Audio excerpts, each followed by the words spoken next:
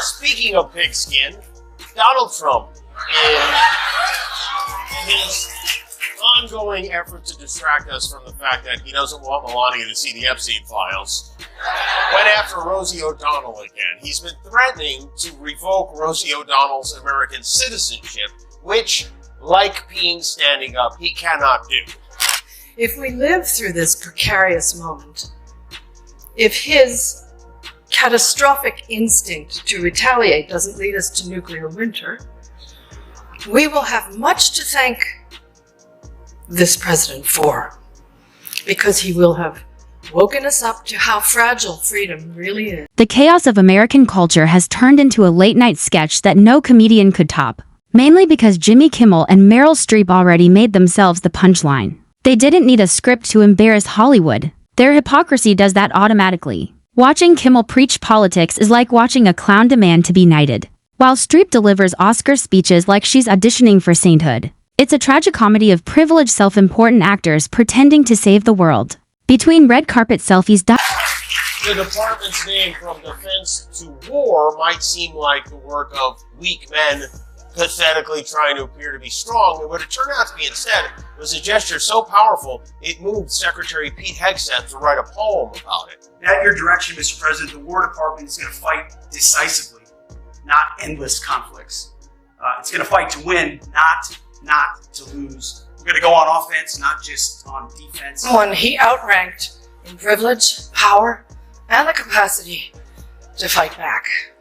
And this instinct to humiliate, when it's modeled by someone in the public platform, by someone powerful, it filters down into everybody's life because it kind of gives permission for other people to do this. If you're enjoying this video, make sure to subscribe and hit the bell icon. Kimmel wastes no time turning every headline into his therapy session, mocking middle America from the comfort of his millionaire bubble. He paints himself as a moral compass but acts like a man lost in his own applause. His jokes feel like participation trophies for smug elitism, lots of lecturing, zero laughter. It's not comedy. It's virtue signaling with a punchline that never lands. From the President of the United States, he wrote, as previously mentioned, we are giving serious thought to taking away Rosie's citizenship. She is not a great American and is, in my opinion, incapable of being so. Here's the thing, whenever he's spitting out, he goes back to Rosie. That's his safe space.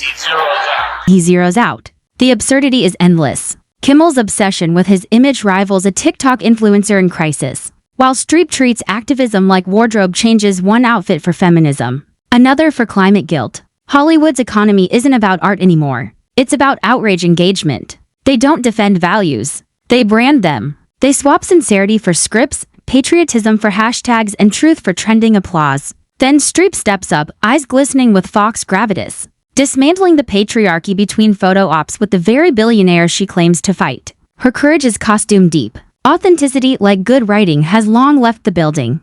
Old, woke, trans-loving Department of Defense signs. They took the letters off. And she compares America to a soap opera, but forgets she's been starring in one for decades. Every awards show is another melodrama, tears, moral monologues, and applause on cue. The irony? While she cries about oppression, her paycheck could fund a small city. The real tragedy isn't the spectacle. It's that people still take it seriously. The audience laughs, but the consequences of celebrity arrogance aren't fiction, they're national. The actor's only job is to enter the lives of people who are different from us and let you feel what that feels like.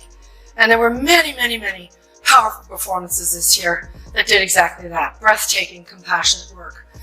But there was one performance this year that stunned me. It sank its hooks in my heart. Not because it was good. There was nothing good about it. It was that moment when the person asking to sit in the most respected seat in our country imitated a disabled reporter. Kimmel doubles down, mocking anyone who doesn't think like him. He treats his late-night stage like a political pulpit, confusing applause signs for approval ratings. Every monologue is less about truth and more about self-validation. Meanwhile, Streep lectures on unity while living in gated glamour, shielded from the chaos she fuels. Hollywood calls this bravery, the rest of America calls it delusion. Their loyalty isn't to country or craft, it's to their own reflections. Leadership? Try self-promotion with better lighting. And his whisperers, will have alerted us to the potential flaws in our balance of power in government, to how we've relied on the goodwill and selflessness of previous occupants of the Oval Office, and how quaint notions of custom, honor, and duty compelled them to adhere to certain practices of transparency and responsibility. How easily all of this can be ignored, and how the authority of the executive in the hands of a self-dealer can be wielded against the people and the Constitution and their Bill of Rights. And Streep tries to elevate her act by contrasting her grace with the supposed ignorance of ordinary Americans. She compares Hollywood to a moral theater lights on, audience seated, but the stars can't stop lecturing the crowd. Kimmel piles on, mocking everyday people while pretending it's all in good fun. Their fragility is the real spectacle. One tweet of criticism sends them spiraling. These are not warriors for truth, they're porcelain idols cracking under the slightest pressure. That is what makes him comfortable. Meanwhile, she's about half his weight now. In fact, this photo,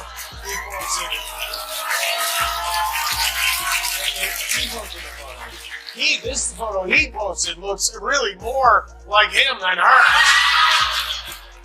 Rosie O'Donnell. How can someone so old be so childish? They react with outrage that should be reserved for real crises. Imagine millionaires with private jets crying oppression on camera, while sipping champagne at climate summits. The disconnect is staggering. Every performance contradicts the last, yet the audience pretends not to notice. Hollywood has become a rerun of its own arrogance, predictable, tone-deaf, and exhausting. Is that a total coincidence that this movie came out now and was made during this administration? Well, I think the assault on the press and freedom of the press and the attempt to, by government to shut down a story is something that's risen over and over again since, Brave New World. But it's just this weekend. Kimmel's public appearances feel less like comedy and more like confessionals for a guilty millionaire. Every joke lands like a lecture. Every truth sounds rehearsed. It's activism with stage lighting. Meanwhile, Streep performs her politics like Shakespeare in proto-dramatic, overacted,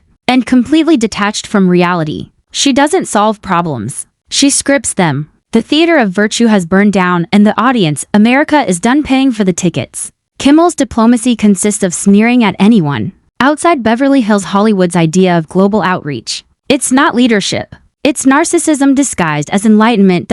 He seems to be spending a lot more time posting dumb AI videos lately. Our governor, Gavin Newsom, has been roasting him online, and so now Trump is doubling up. Last night, he posted a whole string of deep fakes, including these.